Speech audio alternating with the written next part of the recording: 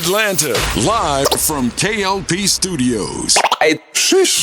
Ever wonder what went down behind the scenes of our top stories? Say what? Then tune into What Had Happened Was, the only radio station that takes you straight to the source. From coast to coast, tune in now as we dive deep into the stories, the drama, and the moments that shape the culture with The Swanky One, new K.L.P. And with your girl, Evelyn LeTeshia. Live, Swanky 93.3 and the Heat 94.6 radio stations, or wherever you get your podcasts from.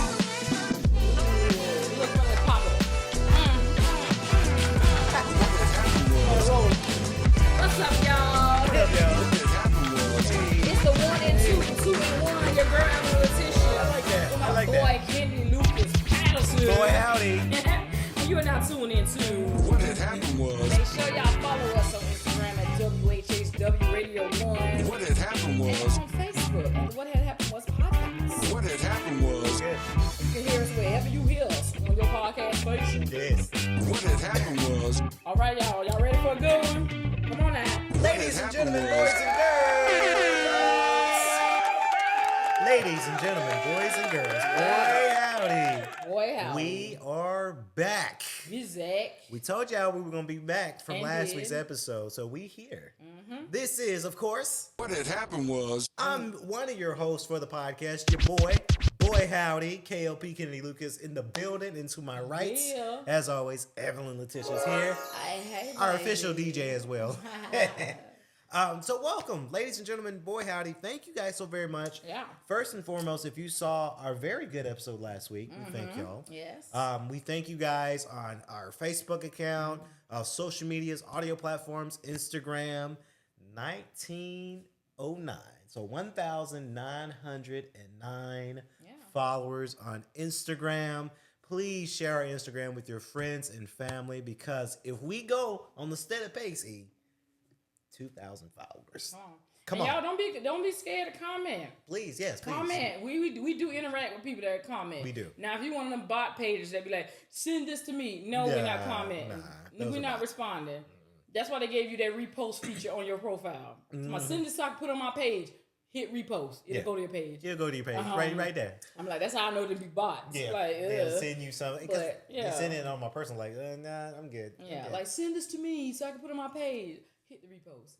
But yeah, y'all go ahead and comment. We do interact with our folks that watch and everything. So if y'all see something, want to have a discussion, just keep it respectful. Yes, please. Keep it respectful, because my clap back is for everybody. Right? But just But y'all make sure you like, comment, share, let people know that got something good going on. Got something good going on here. Speaking of got something going on, what's up with you? What's going on? What's the What had happened was. DJ. Ladies and gentlemen, what's been going on with me? Fitness is going good, as you guys know. Okay. Dear Isaiah, we're on our way to Bronze Lens Festival in Atlanta. That is one of Atlanta's biggest film festivals at the end of August. August is here. It's still kind of hot, but hopefully we get cooler, right? Yeah. When August is coming around. Guardians is still getting cooked on. Guardians Link Between Time. Last week I said last week's episode I changed the name, so yes, the name change. Give him that voice again. Give him that voice. Oh, for your character. This movie is being worked on by Kennedy Lucas, and he's playing Nightmare. He's here to eat worlds, not like Galactus, not from Marvel, because we'll get sued. But Nightmare, he's a nightmare. Always spitting that explosive fire. I'm a voice actor. Yeah. I actually voice acted in a lot of my other movies, but not to that extent. No, it was just my normal voice. You want this beat, right? He loved the buttons. So that's what's been going on with me, ladies and gentlemen. Oh, besides, what had happened was I be posting other like coffee talk, and I did this one segment called One Hell of a Week. It's just something extra for y'all. It's just something extra. It's not. Now with our show, what had happened was we go all in with this show, but I do that a lot too, because our engagement has been really, really good. A lot of people are watching content from us, so that's I'm in this content creating thing right now, so it's been It's been a blessing. It's been a very good blessing. Family's good. Friends are good. Businesses are good. So everything's pretty solid for me. Yeah. What's been going on with you? Well, since you asked me what happened was. What had happened was. Okay, I'm going to tell you. You got a lot of dope stuff going on, too. So, one, still working on stuff with my production company, 1334 Films. And we're still gearing up to head down to Miami for the Urban Film Festival, the UFF. Yeah. Went to the International Black Theater Festival in Winston-Salem, North Carolina. Amazing time. Got to work with some amazing playwrights that I've always worked with before. I met some new ones. Got to do some reads with other actors. New play works where people, playwrights will have their plays that they want to have in a reader series. And you put your headshots and stuff in this little box, and they basically come up and they look for actors they want, and they give you a call. Hey, I got a reading on this day. I would like for you to read for this role. And it's a great way to not only network, but you also are showcasing your acting chops to other people, other producers and theater heads. Saw some main stage shows, got to meet up with friends that I've toured with before. One of my homegirls, who I mentioned her that she did some of the voice stuff for my my short that I did. Yeah. She came up as well. I think it was her first time ever at the festival. It was a good time. My team got to network and all that good stuff. One of the things that was kind of nostalgic was just a couple of weeks ago, Mr. Hal Williams passed away. For those who don't know, Hal Williams, he was on Sanford and Son. He was Officer Smith, what they call him Smitty. If you remember the two cops that always came to the house, and one was white and one was black. And the white cop would say stuff real proper and then Officer Smith, or AKA Smitty, the black officer, he would put it in to jive talk so Fred can understand what the white officer said. He played that role. He also played Lester Jenkins on 227, so he was the husband to Mary. I got to meet him in 2024 at the previous International Black Theater Festival. He was sent us, and I sat by him. I said, hello, I don't want to, interrupt your time. He said, no, but sweetheart, you can sit down right there. Aww. And we was talking. I was just telling him, I said, I used to watch him on Sanford and Son with my grandma. Yeah. So I saw him on there. He's a younger man. And then, of course, I grew up watching 227. He was on there. Right. And then more recently, a few years back, they did an episode on a Black Lady sketch show, which is no longer on, but it was on HBO. And they did a 227 sketch where they reprised the characters, the ladies that were on the sketch show, and they inserted Hal Williams and Marla Gibbs into it. And so at the end, they wake up in a nightmare. I said that was one of the funniest endings on that sketch show. And I said I was so hoping it was going to keep the comedy series was going to keep going because I really wanted to audition for the sketch show. Right. But I got to talk to him. We took a picture together and everything. But he passed away a few weeks right before the International Black Theater Festival. So there was honor to him. There was honor to Woody King, who was considered the godfather of black theater. Oh. If Woody King Jr., I think his last name Jr. at the end is Woody King Jr., if he gave you the stamp of approval, you in there. That meant your work was good. And people really valued his perspective on their works because he was that good, and that's why they call him the godfather of black theater. I got to meet him. What was it? I met him at the first time I ever went to the festival. I think it was in 2019. And then when I went back in 2022, I got to see him again. And I think he passed after that. I'm trying to think that he passed. Did I see him at the 2024 one? I can't remember right now. But he's passed too, so they did a reader series that honored him as well. But it was an amazing time. Our team is gearing up also for the end of August. We're in the Charlotte 48-hour film festival. Yeah. And so we're looking to create something special and, trying to win this thing, some awards and stuff. I'm so happy. We're doing some things. And on the back end of all of that, I am still going to be directing Ain't Too Proud. About the Temptations at Center Stage in Greenville, South Carolina. That's next year. Right. March 11th through the 27th. That's when that show will run. That's Thursday through Sundays. So Thursday through Saturdays is usually 8 o'clock, and then on Sundays at 3 p.m. So we'll start rehearsing like the end of January, beginning of February. So I'm excited about that. It has been fully cast. Mm-hmm. So yeah, we got like a 21 person cast. Oh wow. We got all our temptations, hopefully nobody drop out. Everybody's confirmed as of now, So I'm excited about working with this group and seeing what we can put on stage and bring to life. I'm excited. I'm excited about for that. you too. Yeah. Yep. Definitely. There's butterflies. Yeah. Nervous? I don't know if it's it's a excited nervousness. Okay, that makes sense. Yeah, I'm not nervous about directing. Gotcha. Right? Well, because you've directed before. Right? Yeah, I've directed. This is my first time directing a musical. Oh, okay. So I've directed a film and stuff like that, Right. and whenever I was stage manager for certain shows and the director wasn't there, I stepped in and directed, and led rehearsals and things like that. This is my first time directing a musical, so just directing in between like the choreo and all that kind of stuff is what we got to figure out. And this is a huge cast, right? Yeah. So that's the other thing, like big cast. But I'm excited about it and seeing what our adventure leads us to. I'm so the journey excited. looks like. I'm so happy. Yeah. Yay. Yeah. So what happened with you? What had happened was Yeah, so speaking of excitement. Speaking of excitement. Yeah, I think I did my catch up, right? No? Or maybe you did. I think I did. Sure. I think so, yeah. I think we did. I think I might have did it.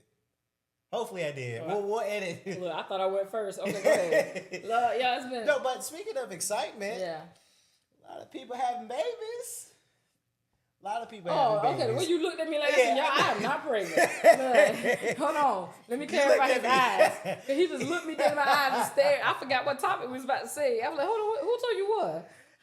And you looked at me like, who? I was Me? like, who? Child, I turned to an owl real quick. So, what had happened was a lot of people having babies. Not Evelyn. Not Evelyn. Yeah. And not Kennedy. No. Look, hold on, let me find it. And ain't nobody shooting up the club. Nah. None of that over here. But a lot of people having None of babies. that. And this will be it's a quick segment, but it's an open-ended question to a lot of people. I want to pose this to our fan base.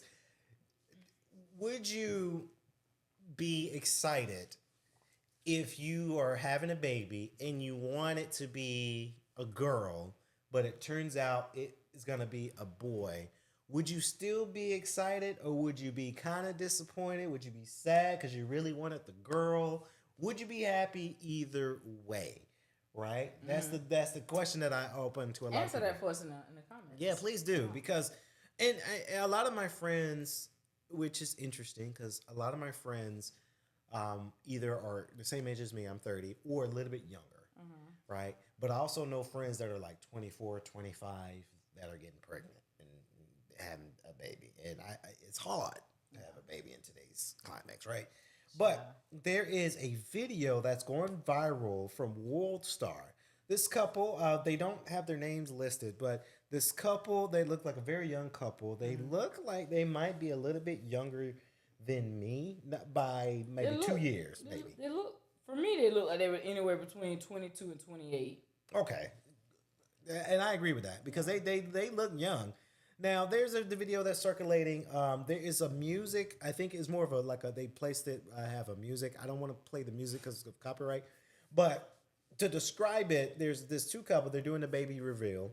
And, the I'm not sure if they're married or not, but the boyfriend or husband, he's wearing a pink shirt. He is so excited. They had the little can spray. They spray it. It's spraying blue. So they having a boy. Yeah.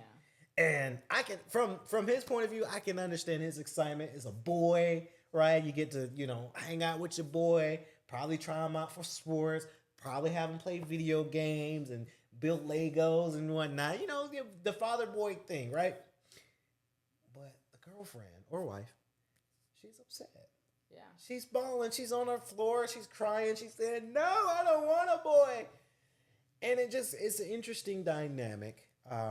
Because you can tell she's upset because in the video they shake the can and he's like, "Yay, it's a boy." She spreads it. When she first sees the first glimpse of blue, she just throws the can on the ground and just acts like all is defeated. Yeah. And I sort of feel for her because you know if you want a girl, you can do girly things, right? It's very interesting. I do say to a lot of people, do y'all think that the gender would matter to you? Would you get very, very upset? And I know we all know he ain't pregnant, but I wanted to see what you think. Absolutely not. Would you be upset if you were? I mean, you ain't pregnant, but if you were having a baby and you wanted a girl, but you got a boy instead. First of all, after I get over the initial shock of the pregnancy test saying positive, and after I've cried my eyes out like, what have I done? Oh, yeah. My main concerns would be having just a healthy baby. Oh, okay. Right? Yep. Of course, if I wanted a girl over a boy or a boy over a girl and it was the opposite that was revealed, of course I would feel like a little disappointed, but I wouldn't go to that extreme because this is the one that it gets me about these gender reveals.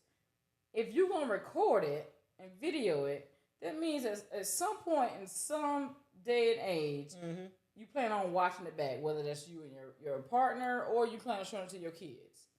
So I can, like, the way that some of these people react in such a negative way when they don't get the news that they wanted, I'm like, do you plan on showing this to the child one day? Because they're gonna be like, that's how you acted when you found out you was gonna be having me?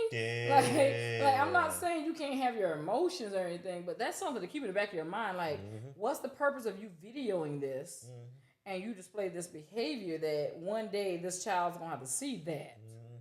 Like, I've seen videos where, like you said, the mom had a complete meltdown, or the dad's punching something, or tearing down the banner, like really just going crazy. Like, I've seen those lately too, and I've seen a lot of friends that are in my outer circle. They did their gender reveals on social media, and they did not look happy. Yeah, like I'm like, oh. And that's also just put the elephant in the room. Yeah, just because it said you having a girl over a boy don't mean they're gonna stay that way. That too. It might switch it up. Look.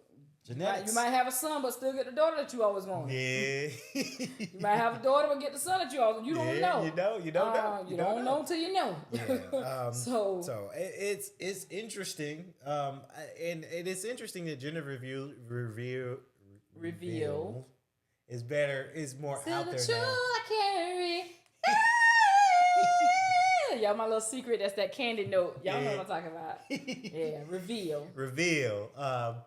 Because I don't think back when my mom was having babies, I don't think they did a gender reveal as much. That's something more modernized.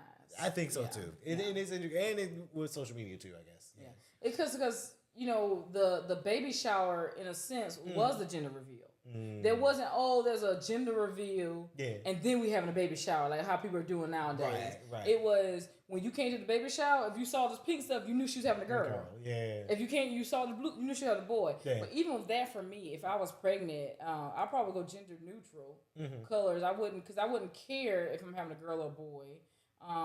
And also I wouldn't start attributing these characteristics of what you think girl's gonna be or a boy's gonna be based off of tradition. Yeah. Right? Because you have a boy and they have all this mechanic stuff. It's like, what if your daughter wanna grow up and she wants to build engines? That's true. That's true. So I'm like, stop putting gender on everything. Like, oh, you gotta be a boy if you're doing that. You gotta be a girl. Like, when I was growing up, I played with action figures. I hated dolls. I didn't play with dolls. Like, the first time I kind of got an interest in wanting to play with a doll was when I seen Toy Story. And I saw how they got Bo Peep and how she was integrated into the story with other little toys. I was like, okay. And then I started like doing stuff with my sister's dolls, like with little action figures. I had a cousin that had all the WWF. My big brother. So we wrestled. He had like the ring and everything. It was so cool. we did that. The sock'em thing. Oh, I had a sock'em. It was a blow up, like inflatable blow up. Yes, I was one of the biggest tomboys. Like, so like girly things were not my forte. I tried cheerleading one time when I was 6, and I got a cheerleading. I got a little pitch and everything. I'm like. And no, then everything else was hardcore basketball, softball. So I hate that. Like, as soon as somebody found out they having a little girl, they try to like start doing all this what they think girls are gonna do or what they think boys are gonna do, and I'm like, you don't even know what the K like yet. like even with like doing hair and stuff. Yeah. I see no problem with somebody buying their son curling irons and stuff like that. Some of the highest paid celebrity stylists are men. Yeah, they get paid a lot too.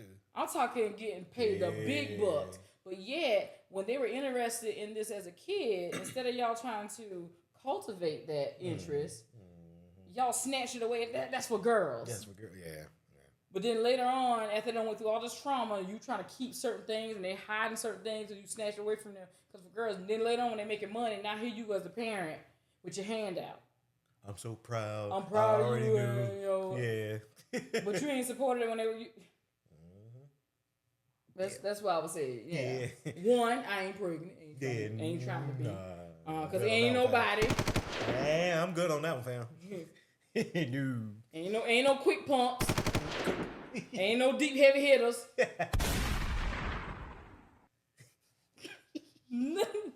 I love it. I'm here for it. None of that. He's our official DJ for the show, y'all.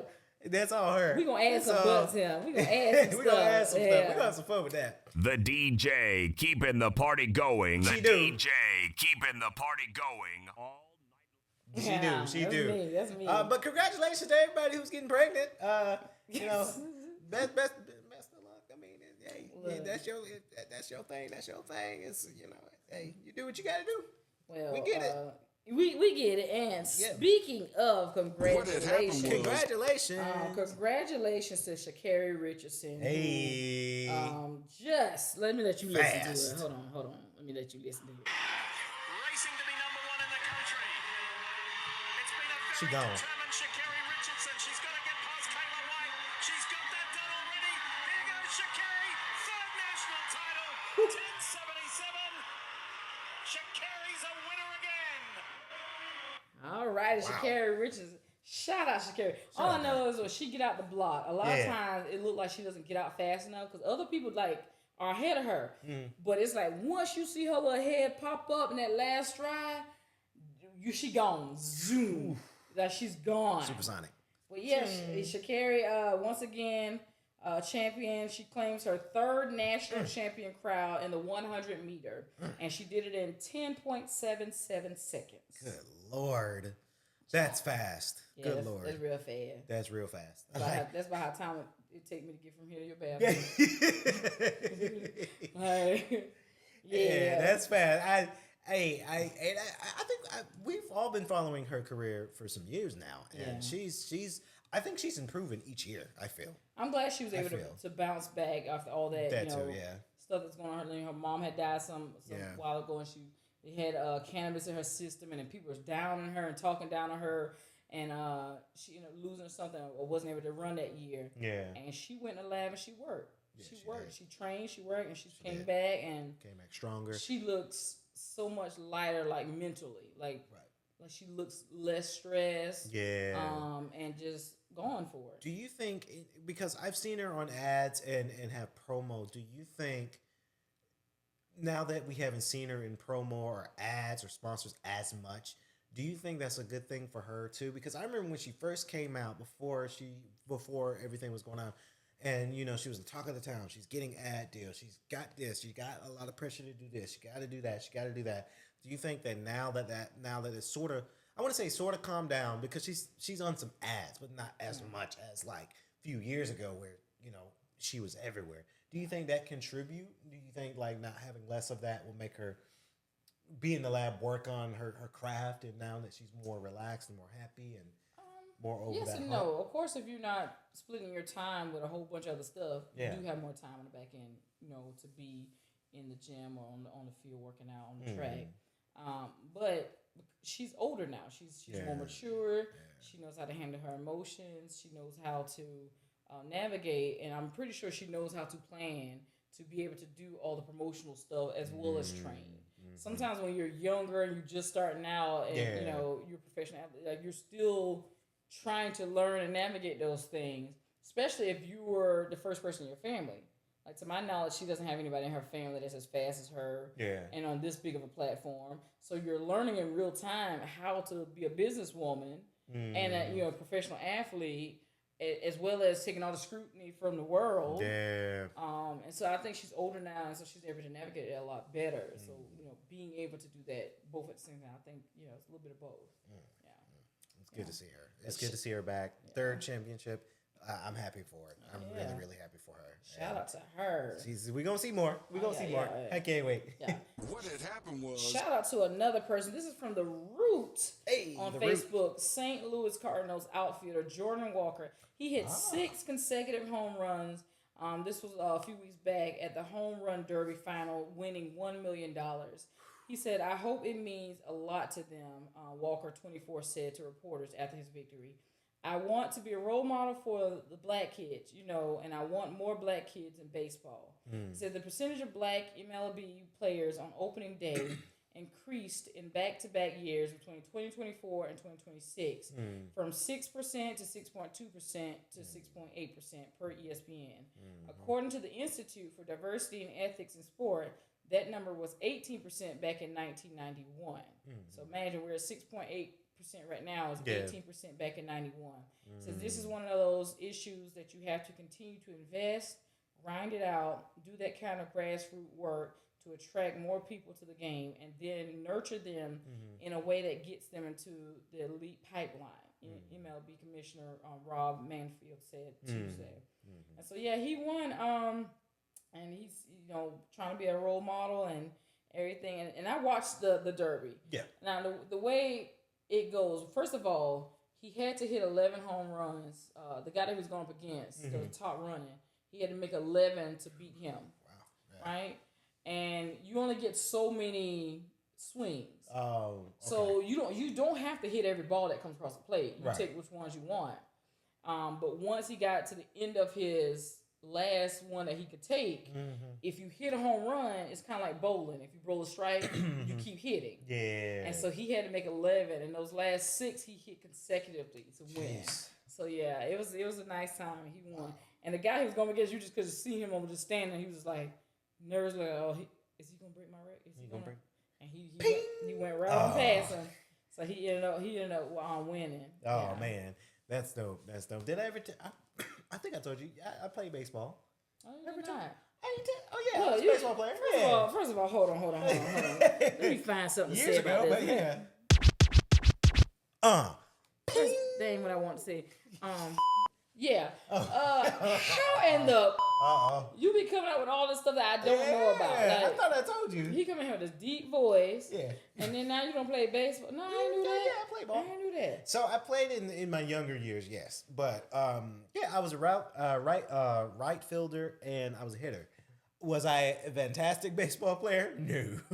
But I tried it for I think about 2 years. I think we played, and it was interesting. It was a lot of learning. I wish I would have stuck with it. Okay. If I would have stuck with it, because I do love baseball. If I would have stuck with it and trained, I probably would have played at my college. I don't know if I would have been. Well, I mean, the sky could have been the limit. I could have went pro. I don't know, but it's a hefty sport. It's more relaxed than, let's say, basketball, right? But it's a very high intense sport. And I never hit a home run, but I would hit it up far and run and slide. What position did you play? Right fielder, and then I was a hitter. So I was on the right field, and I was like, could I throw really good? No. Well, that catch you just did, I was like, oh, boy, you got to get popped in the forehead. Because you got to cuff it a little bit. Well, not like this, because that's football. Yeah, but you don't want to cover your eyes either. You was like, here. I was like that. I was like, woo. It's coming. I played, I have played, and I played fast pitch, softball. I have played every position before. My main one, when I was coming up through rec ball and everything, up through middle school, I played third base, which when I look back now, and we had an alumni game like back in 2017, and I hadn't played third base since like 8th grade. Because when I went to varsity, I played center field. And I played 1 inning of third base. I said, y'all put me back in the outfield. Because I played third base for so many years and didn't play, I did not realize just how quick my reflexes had to be, because third base usually plays so far up. You're up closer to home plate than the pitcher is. So when the ball is cracked off the bat, you got to have a quick reaction to, like, you know, baby. Every time somebody hit that ball, I was hoping that the 3 outs was gonna come quick, because every time they hit the ball, I was like, oh, shit. Whew. I said, y'all go ahead and put me back in the outfield. The ball comes too fast. Yeah. Like, I had played third base, but I played third base for the longest. And then, like I said, when I got to varsity, I ended up in the outfield, and center field was great because I was catching everything that came out there and throwing it all at home. But I played the only position I really didn't like that I played a little bit of was catcher. That didn't last long at all. Oh, yeah? Because, like, when it was just me and the pitcher, when she was warming up, catching the ball all day, throw it back. Catching the ball, throwing it back. But then when somebody would get up there to swing, like a batter, I would try to focus just on the ball. But somebody, every time they would swing, that bat in my peripheral vision, I'd be like, ooh. And so I would stop the ball, but it would drop. I said, I don't want to be behind the plate. I can't do this. I help the pitchers warm up. But I ain't want to be in the game behind the plate. I remember my college days seeing, we had a lot of great pitchers. There's this one pitcher, I doubt she's watching. Her name was Taylor Hansis. What was her name? Taylor Hansis. Hey, Taylor. Hey, Taylor. I mean, she's married and moved on. All we said was hey. We just say hey, Taylor. But she was one of the best pitchers that I've ever seen in all my days of watching softball. It's like, I'm saying personally, like, there, of course, you got the bigger school, the bigger teams, yes, but like me seeing it in person and how the way she would pitch, you would think she's about to dislocate her shoulder. And I pitched too. Now, I wasn't as fast as the girl that pitched for our team. Like, that ball was 70, 80 miles per hour. My little cousin pitches. We had talked about Howard University on our episode the other week. And she pitches for Howard. And her name is Jaden DeVore. So if y'all go and look at the softball roster for Howard, if you see Jaden DeVore, that's my little cousin. I was like, oh, it's surreal that she's in college. Yeah. Oh, she's a baby. And now she's 19. But yeah, Jaden coach pitches there, and she's phenomenal. When I tell you that girl got an arm on her. Got an arm. Yeah, she was striking people out. Yeah. Was she like toned too? Because Taylor was. Yeah. You got it. She's toned. I'm like, whoa. Yeah. In a good way, like not in a bad way, but it's just like you could pitch. Okay. You really pitch. So, but shout out to baseball. Shout out to softball. It's a great sport. It's a fun sport. I love it. I'm here for it. I'm so here for it. And now we're going to move on over to the WNBA. To the W, my favorite. What they call the W. I love it. Which they're prepared right now for the All-Star game stuff at the weekend. And they actually went, one part of the presidential library for Barack Obama in Chicago, they have a separate gym. Yeah. And so they went over there to the gym or whatever, and Barack Obama showed up. Hey. And so he got to interact with the ladies, and there's video with him and Cynthia Cooper, who was one of the OG WNBA players. I've watched her growing up. Her, Cheryl Swoops, Lisa Leslie, all that. Don Staley. I watched all of them growing up when the W first started. But yeah, he was talking to the ladies. He's Asia Wilson and Angel Reese, who Barbie just released that she has her own specific Barbie now. So, shout out to you, Angel. You're here in the day. You're representing us. Yeah, I said, she's been rocking that moniker since LSU. They called her a Bayou Barbie. Oh, that's cute. Yeah, she got her own Barbie doll now. Yeah, that's cute. Which is dope. Paige got to interact with him, and some others. Caitlin Clark got to interact with Barack Obama, which, as of late, Caitlin be working my nerves. She's a crybaby to me. I said it. Let me say this. Caitlin is an amazing player on offense, right? She's a great offensive player. The girl, if you leave her open, if you give her 2 inches, and she can see that rim, baby, it's lights out. She is good, and she just did a record game high of 45 recently, right? So it's not like no one's taking away from what she can do, right?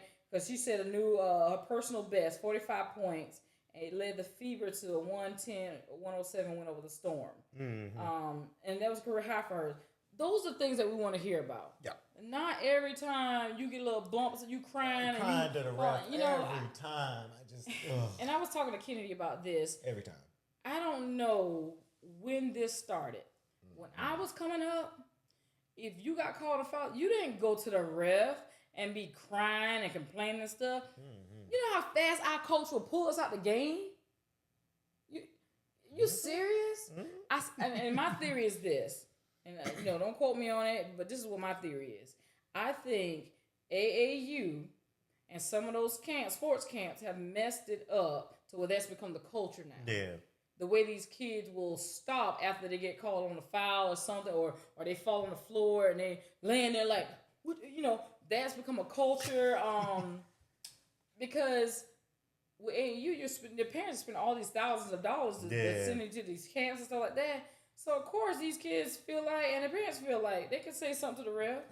And the ref like, I'm getting paid regardless, so it's whatever. Yeah. But ain't no way I'm reffing, I'm arguing with some kids. But what that does is it carries over to college and then to the WNBA, to the NBA, like whatever. Like, because the men do it too. But, like, that's something new for me. Yeah.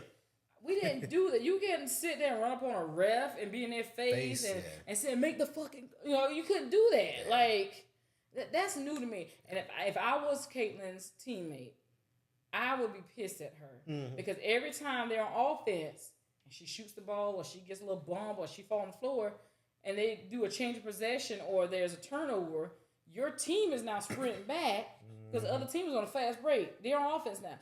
And here you are, you're still down here arguing with the ref.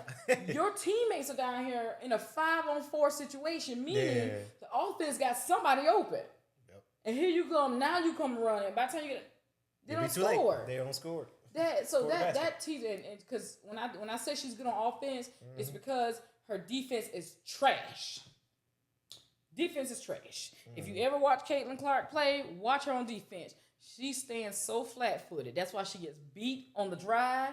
She can't guard nobody really. If she gets somebody at the basket where she blocks a shot, it's because she's already standing there. It ain't because she ran there and was able to like cut them off. Right. Because she's getting blown past. She's standing flat-foot. Yep. There's a reason why our coaches used to make us do quick feet or hot feet or whatever you want to call it. One, it helped build up your calf muscles. Yep. Help get your cardio up. Yep. It helped also get you used to turning on the dime, get your hips turning. Yep. But it kept you on your toes.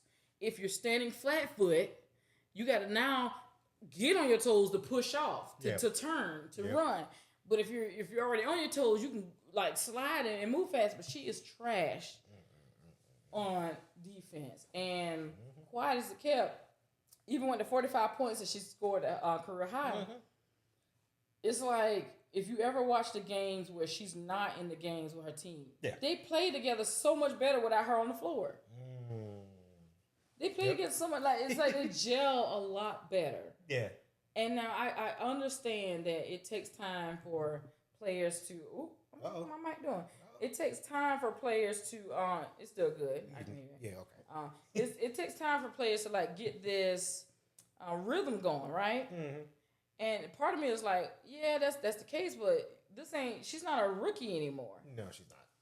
This is year 3 or 4 for her, right? Yep. And it ain't like you've been switching teams. You're on the same team since when you first started. Yeah. So it's like, okay, I'm gonna need you to lock in with your team on offense and defense. Yeah. Because they're getting killed on defense because you back here arguing with the ref. And then I question, like in her post game interviews, the press conference, whatever, and they ask her questions, and she talking about the game, and she's like, well, you gotta, they're missing calls, they're doing this. She's saying all this kind of stuff, and she'll be specific about certain things. Then we'll see the replay, and ain't nobody touched her. Yeah. Right? Yeah. Or she just fell. And so part of that, I'm like, does she even go back and watch the replays? Because she never comes back and address the ones that nobody touched her, nothing. Because if it was me, and I don't sit up here and I don't talk about how, they're doing this and they're not calling this, and I'm calling out the refs and everything, but then I go and watch the replay. If I saw nobody touch me and I initiated contact, I'd be like, the next time I just want to first of all give an apology to the refs. That was on me. Yeah. That was on me. But she doesn't do that. Right? Yep. Then the Republicans had the audacity, the GOP lawmakers, they were pressing the WNBA for accountability over hits on Clark. She is not the only person getting whomped to the basketball goal and everything else. But she's the only one y'all feel like y'all need to protect. Paige is getting hit. Yeah. Sophia's getting hit. Sophie's getting hit. Angel Reese is getting hit. Like, but for some reason, it's different for Caitlyn. Like, they literally wrote a letter, and that's another thing that baffles me. Mm-hmm. You will get in these press conferences and talk about how the refs are missing these calls and they need to make the calls, but you have yet to really address Congress, the GOP makers who said that about accountability for the WNBA. Because again, if it was me, and I'm not trying to be like someone's scapegoat or someone's pawn, I'd be like, look, I don't need any lawmakers speaking on my behalf. Like, I don't need y'all doing that, right? Also, if it was me, I would say to the racist fans who are attacking people, right, the other black players and everything like that, I would say, look, you cannot be a fan of mine if you're spewing racist hate against my peers and my teammates and things like that. Because that's not who I am. That's not who I stand for. But we don't hear her really speak out about that. She'll do a generic blanket and say, I just think fans in general need to respect the game and blah, blah. No, speak directly to your fans. Because it'd be your fans who are in people's DMs, racist stuff, and all kinds of like. It's the same. It's the same. Too. Yeah. It's the same gripe that I had before when I said some of these celebrities like Beyonce or Nicki Minaj or Rihanna. How when their fans get online acting a fool and threatening people's lives, where are these entertainers to say, "Hey, that is not my platform. That's not what I'm about. If that's you, you are not a true fan of mine because you would know that I do not support that." Yep. But you don't hear them say that. They could. The same way Beyonce could just randomly drop an album with nobody knowing and boom an album. Yeah. It's the same way you can hop on live real quick and say, look, y'all, thank y'all so much for supporting me. I appreciate y'all from the bottom of my heart, me and Jay. I got a new album. But I want to say, make sure y'all are being loved and liked. Don't be all that. Like. Yeah. But you never hear them say that. You never hear Nicki address the Barbs. None of that. Nope. So, like, that's been a lot of my frustration with Caitlyn Clark. It has nothing to do with her offense. Her offense is T. This is what it's supposed to be. Yeah. But she sucks on defense. You doing too much arguing with the refs. Get up and play ball. I'm getting tired of seeing you arguing. Play ball. Every time you play ball. Like, I don't know. I guess it's a generational thing because we didn't do that. The way our coach was to snatch us out the game. Yeah. Child. Yep. And she's getting all these opportunities too. Yeah. All these sponsorships. And I just wish her fans would have a realistic approach. A lot of them aren't even basketball fans. Mm-hmm. You just see Caitlyn as this great white hope, and your racism and prejudice just want this white girl to be the face because you want to be like, she's better than the black girls. Yeah. That's the only reason some of her fans are like that, right? Mm-hmm. Yep. Her true fans are the ones that can call her and say, yeah, she played good in that game and she had way too many turnovers. Mm-hmm. Those are her fans that I appreciate. Yeah. Because they call it fairly and they know the game. Yeah. Not the bandwagon people that all of a sudden they tune in because they see this white girl that can ball. Yeah. And let me be very clear. She ain't the first white girl that can ball and she ain't the last. Yeah, of course. Because again, in a world of Paige? And let's talk about the rookie class. Yeah. Let's talk about that. What had happened was because Miles is out there balling. If she don't get MVP for a rookie or something, the girl's balling. And now we just had the 3-point contest with the first rookie ever to win, which is Azzi Fudd. I hope I'm saying your name right, sweetheart. Azzi, Azzi Fudd. She won. Let me turn it up so you can hear it. Yep. She won the State Farm 3-point contest. Yep. First rookie ever to win. We know Rebecca, she's going to need a big number after what we saw from Bridget Carlton in round 1. And Fudd starting out, hitting every shot. The crowd was going wild. Oh, wow. Still hasn't missed. Now finally has. What a beginning for Azzi Fudd. Fudd the money ball. She He's missed just 2 from the logo. You bet. Wow, Rebecca. What had happened was Hazy Fudd putting up a big number early, making sure there's going to be pressure on Bridget Carlton. Fudd can't hit that three-pointer. Here's the exclusive Moneyball rack from the right wing. Fudd what had happened was again. Hazy Fudd, Last- 23 in a rack to go. It's almost Fudd done. in the corner. She has been dialed in this entire round and finishes with another. 30 points. Wow. Puts up a 30 spot in Hazy Yeah. Fudd. So she won that. So shout out to her. That's cool. Shout out I to love it. everybody in the WNBA. And that takes us to our what? Our NBA series. Yeah, the NBA series. what had happened was All right, I got some gripes. What are your gripes? New York Knicks has Yes. won the finals. We all know that. Jalen Brunson, MVP of the year, Yes. obviously. Yes. He's grown. He's grown within this career for some years, but now he's the top man for the year because of the winning of the finals and MVP. Why, in God's green earth, is Crybaby, because he's Crybaby too, Wembyana, the cover of 2K26? Why? Because they prematurely thought he was gonna win it all. Yes, that's the answer. But first of all, first, let me calm down Calm down. because I'm mad. Now the covers look like they was generated by AI, right? Because of course you've got Wembyana as the main cover superstar, and then I forgot the other player who's on the cover, and your favorite, Caitlin Clark, is on the other side of Yeah. the cover too. Which is funny for her because her cover doesn't even look like her.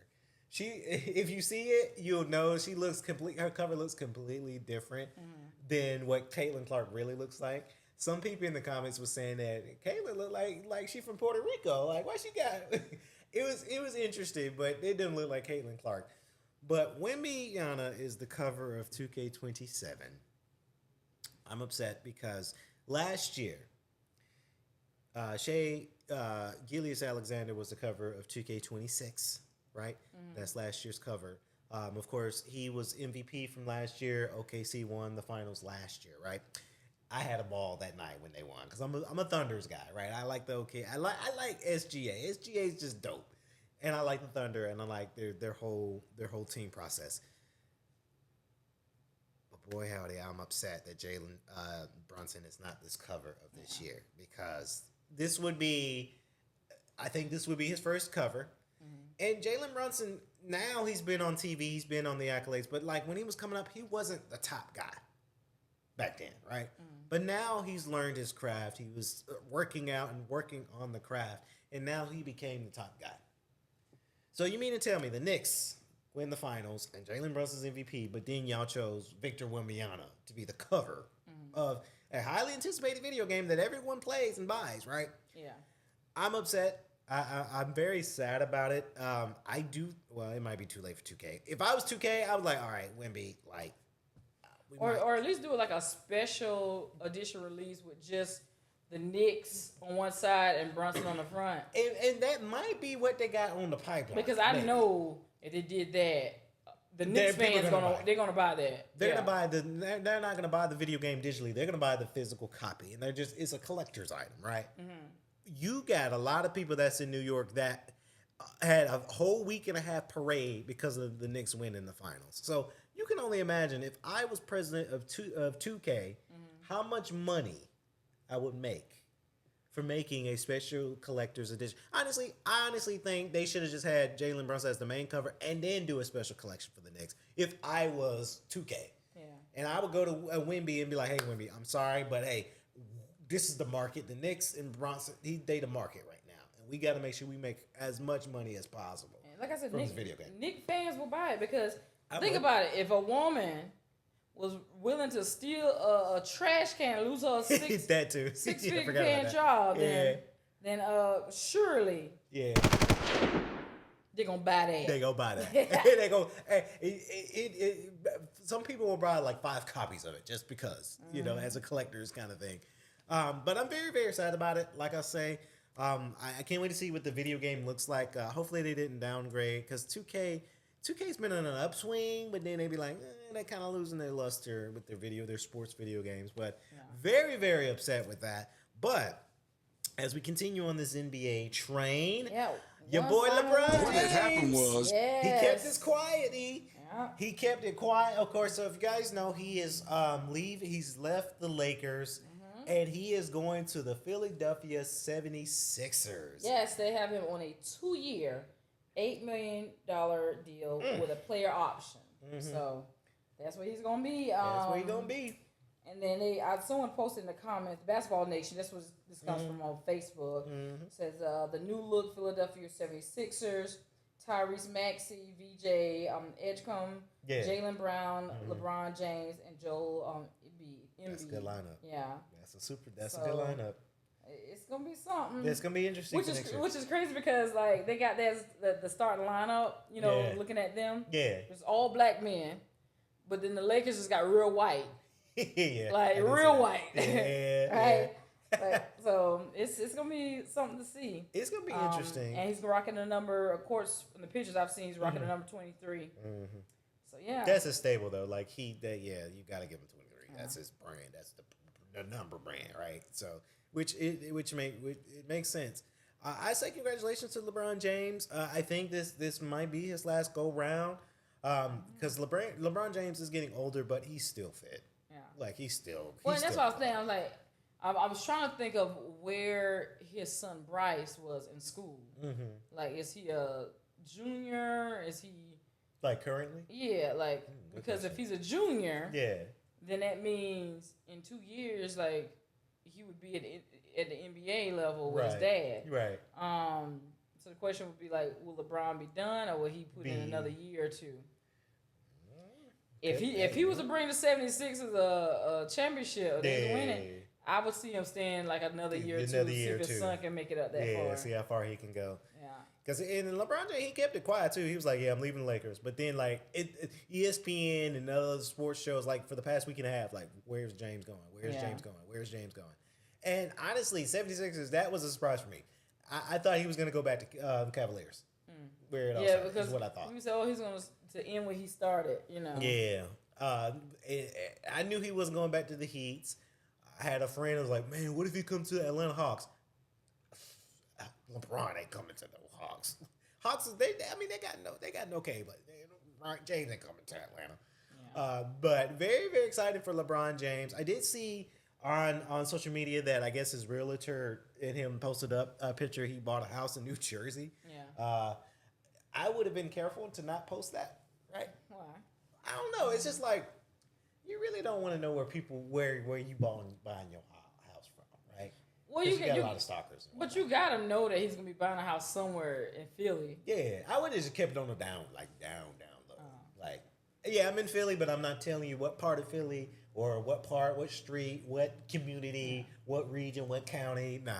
Well, and that can be said for a lot of things. Like, you buy a whole new wardrobe and show people, or you buy a new car, or you buy a new bike. I think you about to say that like new film equipment. Well, that could be said for a lot of things. As long as we don't see no address numbers and stuff like that. And of course, I'm pretty sure somebody watching gonna always be like, I know that building. Yeah. Like, that could be anything. Somebody can see you on your bike pulling out. I know them trees. I know where he at. Like, so you never know. That can be said about a lot of things. Yeah, that's true. But I do get it though. Like, I might, like, even now I'll post stuff where I'm filming and I'll be in my house or outside, my yard or whatever. But it's like, it's just me being in my natural habitat, not me saying, here guys, look at this mailbox with my number on it. With my number on it. And look at the street that I'm on. Like, never that. Never that. Never that. Yeah. But congratulations to LeBron James. We'll see. Congratulations to all of our athletes. All our athletes. Y'all doing some things. Y'all doing some things. We love it. Yeah, and I think, you know what? I think that's it. That's it for us. Hey. Was it good for you like it was for us? It was. You know what it is. Oh, I gotta get one of these in. Yeah. Shots fired. Shots fired. Shots fired. Make sure you follow us at WHHW Radio 1 on Instagram. Or we're coming after you. We're coming after you for real. What had happened My name is the Evelyn LeTeshia with my boy Kennedy Lucas Patterson. Boy, howdy. We're also on Facebook at the What Had Happened podcast. And anywhere you get your podcast, you can listen. What had happened was Yeah. Made it.